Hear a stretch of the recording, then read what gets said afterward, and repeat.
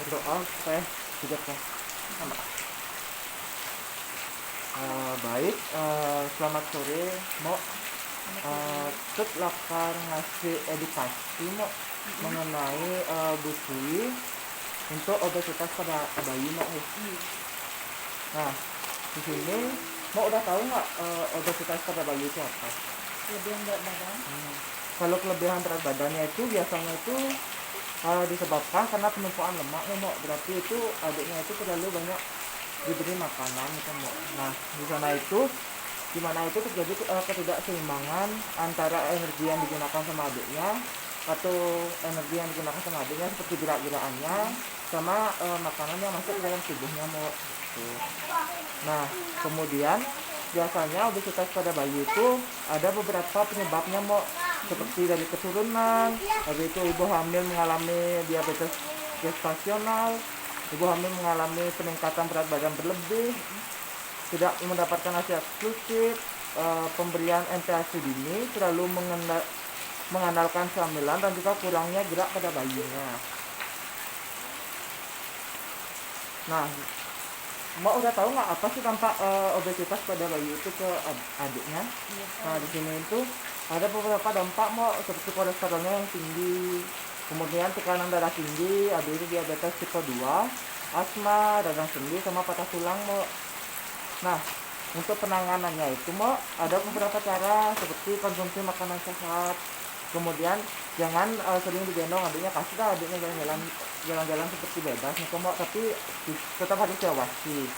Kemudian ajak buah hatinya itu bergerak aktif, misalnya adiknya dilihat itu kayak kurang aktif, dia ajak bermain, misalnya ambil mainannya bawa ke samping nih Mbak, nanti dicari mainannya sama adiknya gitu. Kemudian untuk pola tidur bayinya itu juga harus cukup Mbak.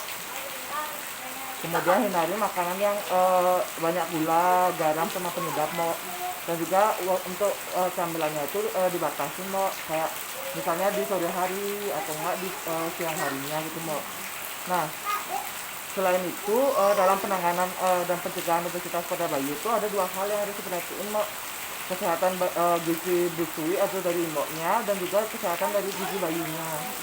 Nah, yang pertama itu ada kesehatan gizi dari busuinya Mbak.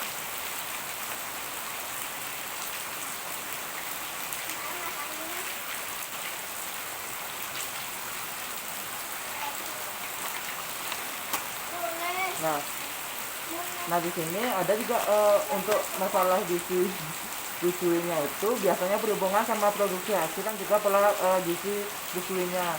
Nah, berdasarkan penelitian yang dilakukan oleh Rahaswati dan kawan-kawannya itu mengenai hubungan antara produksi hasil dan pola gizi busuinya itu menunjukkan bahwa kebutuhan gizi ibu yang tidak terpenuhi yang mengalami hasil kurang lancar itu 8,4%, sedangkan kebutuhan gizi ibu terpenuhi yang mengalami hasil lancar itu 1,6%, Mbak. Nah, dari data tersebut itu berarti ada hubungan antara pola makan yang Mbak sama produksi dari hasilnya, Mbak. Jadi di sini ada gambar Mbak, yang di belakangnya itu ada gambar untuk pola makanan dan minuman yang ibu menyusui untuk kebutuhan seharinya Mbak. Nah, ini Mbak. Nah, itu untuk nasinya dalam satu hari itu mau harus makan 6 porsi Mbak, artinya itu 6 sendok nasi Mbak.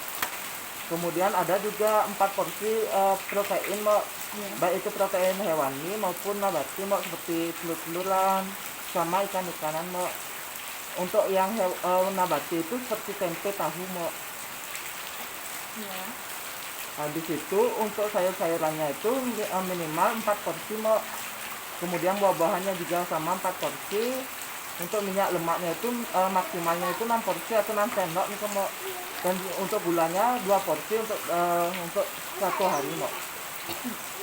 Untuk kesehatan gizi bayinya juga sama Mbak, juga harus diperhatikan Mbak. Nah, di sini untuk pola gizi seimbang yang harus Mbak ketahui itu adalah susunan asupan makanan sehari-hari berdasarkan jenis dan jumlah zat gizinya sesuai dengan kebutuhan harian tubuh. Nah, kebutuhan gizi ini dipenuhi dengan memperhatikan prinsip keanekaragaman pangan, aktivitas fisik, perilaku hidup bersih, dan memperhatikan berat badan normal. Nah, di sini kita bisa lihat di jadwalnya Mbak. Nah, adiknya kan itu udah 12 tahun, mau ke 1,5 tahun ya, Mok ya.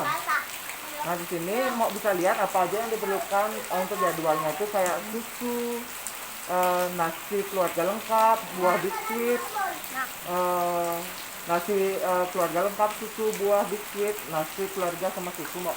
Itu bisa dijadikan patokan untuk jadwal pemberian makannya adiknya. Kemudian di sini juga ih, Deh. Tuh, Mak, adek tuh. Nggak ada siapa. nih.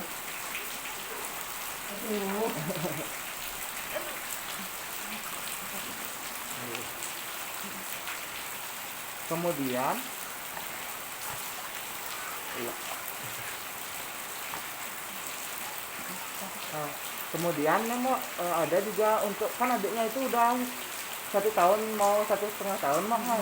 Ini sini ada gimana cara pemberian makanan pendampingnya mau. Ini ada menyusui itu lanjut sampai 2 tahun mau. Kemudian pemberian makannya itu udah kayak makanan keluarga, bisa dilihat kayak gini, bisa dimasak seperti biasa mau. Gitu. Nah, ada juga makannya harus dihindari mak. Ada makanan yang harus dihindari mau, seperti susu sapi segar yang baru diperas itu langsung dikasih, itu nggak boleh mau, karena belum dipasteurisasi atau dimasak mau. Kemudian ada madu, ada juga makanan pemanis buatan, makanan yang bisa membuat tersedak kayak buah beri-berian itu mau. Mungkin dari itu sekian mau, mau ada pertanyaan nggak mau? Enggak sih, tapi kan kalau adiknya tuh kalau ngambil jajanan lain tuh nggak apa-apa kan, jajanan jarang tuh. Kayak Jajan kentang goreng tuh, oh kentang tuh. oh Kentang yang dibatas, digoreng tuh. Sedikit dibatasin sih. aja mau, soalnya kan itu minyaknya lumayan banyak mau, jadi bisa dibatasi kayak kasih dikit kayak yang untuk Nah, nasi itu ini ya.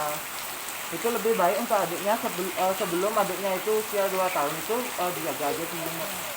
Ada pertanyaan lagi Mak? nggak Oke, makasih Mak. kasih.